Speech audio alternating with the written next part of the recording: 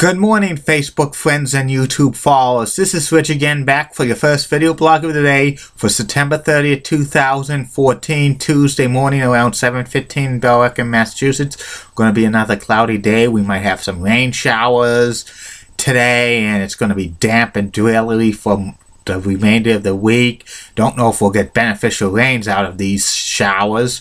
It's going to be in the 60s, and it's fall-like weather. We usually get a cloudy period around this time of year. Some news to report: the Kansas City Chiefs beat the New England Patriots by a score of 41-14. The Patriots looked horrible last night, and it's disappointing. I just hope this is not the downfall of the New England Patriots, because we do not want to see another losing season from the Boston sports teams. But we still have the Bruins this year and the Celtics.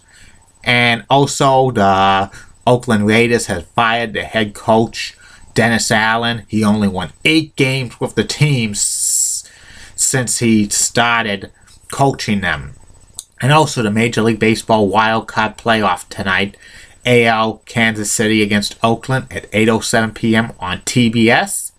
Calling the game will be Ernie Johnson, Ron Darling, and Cal Ripken Jr. with Matt Weiner, the roving reporter.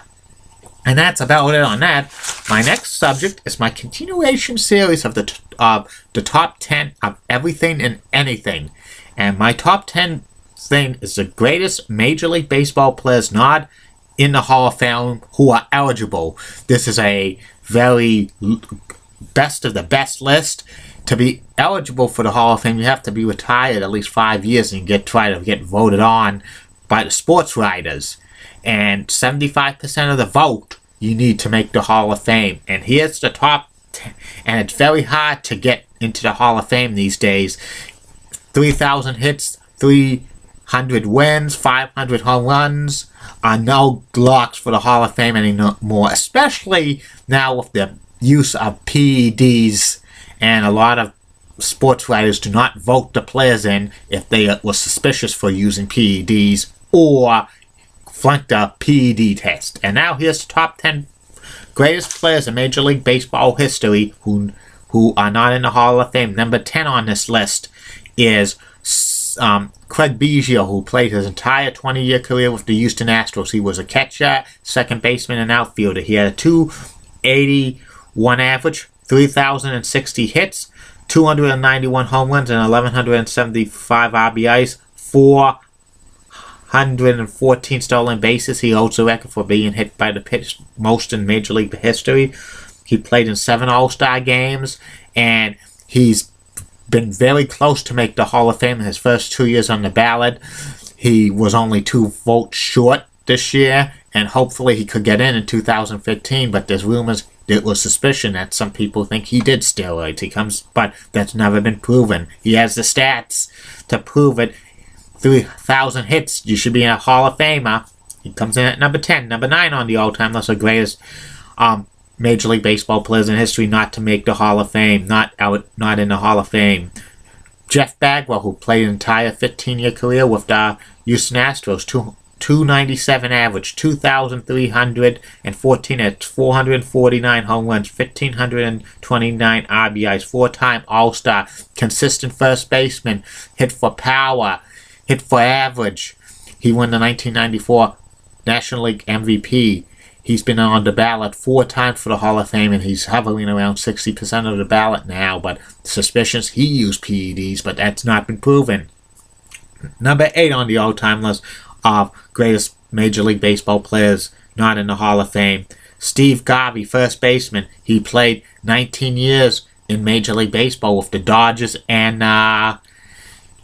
Padres. He was a .294 hitter, 2,599 hits, 272 home runs, 1,308 RBIs, 10 times he was in the All-Star game, 1974 MVP, a consistent first baseman. But when he was on the ballot for the Hall of Fame, 15 years, he never got more than 40% in his, and like the Veterans Committee hasn't voted him in. He was one of the greatest first basemen in National League history.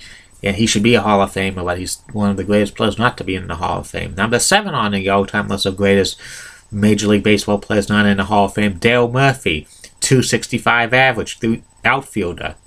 398 home runs, 1,266 RBIs, 2,111 hits, 7-time All-Star. He played for the Braves, Phillies, and Rockies. 2-time most valuable player in the National League back-to-back. Played on some very bad Braves teams. If his career started if he played in the 90s, he probably would be in the Hall of Fame because of all the divisions the Braves won.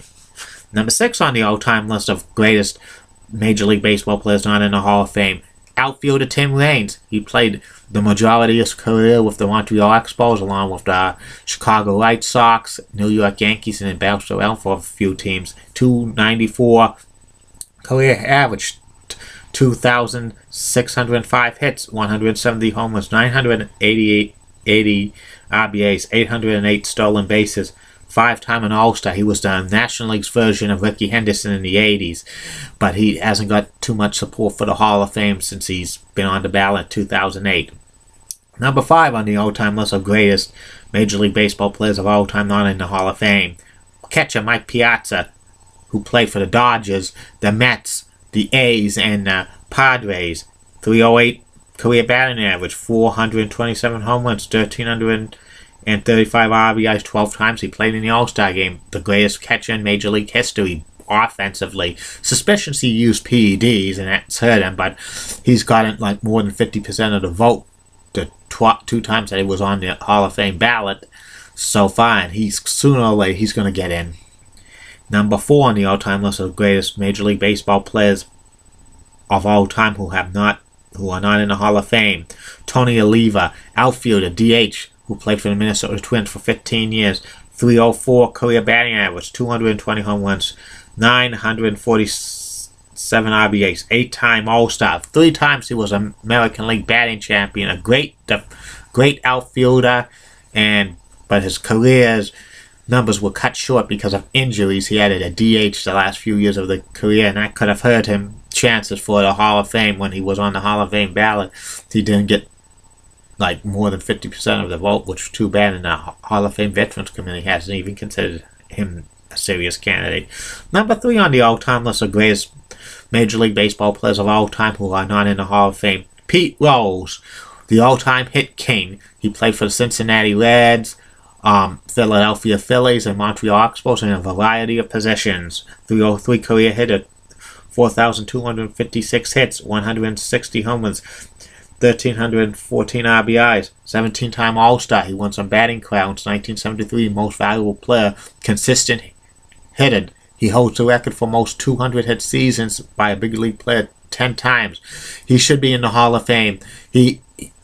What he did with gambling afterwards, that's not like cheating the game. That's, he did something that was illegal, but it's not, he never used performance-enhancing drugs. He should be in the Hall of Fame. He comes in at number 3. Number 2 on the all-time list is Barry Bonds, outfielder, Pittsburgh Pirates, and San Francisco Giants. 298 average, 762 home runs, 1,996 RBIs, 2,935 hits, 514 stolen bases, 17-time All-Star, 7-time National League most valuable player. A no-brainer. He should be in the Hall of Fame.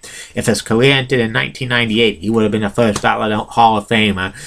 But suspicions of PEDs made his numbers go outrageously high. He should be a Hall of Famer for his stats from 1986 through 1998. He was on a career pace to be a Hall of Famer no matter what. He should be in the Hall of Fame. The voters should consider his pre-steroid era stats. And number 1 on the all-time list of greatest players not in the Hall of Fame is Gil Hodge, who was a first baseman outfielder for the Brooklyn/Los Angeles Dodgers and New York Mets for many years. 273 career average, 370 home runs, 1,274 RBIs, 8-time All-Star in the National League. He should be in the Hall of Fame. He managed the Miracle Mets to 1969 World Series championship. He passed away suddenly at the age of 47 in 1972, and Gil should be in the Hall of Fame. And that's about it on that. I'll be back later on in the today with at least 2 more video subjects, which will be about the classic game show I Got a Secret and Hockey Hall of Fame defenseman, the late Eddie Shore, who was the first big Bruin superstar player when they first was in existence in the 20s and 30s. Have a good day, Facebook friends, YouTube followers. Bye now.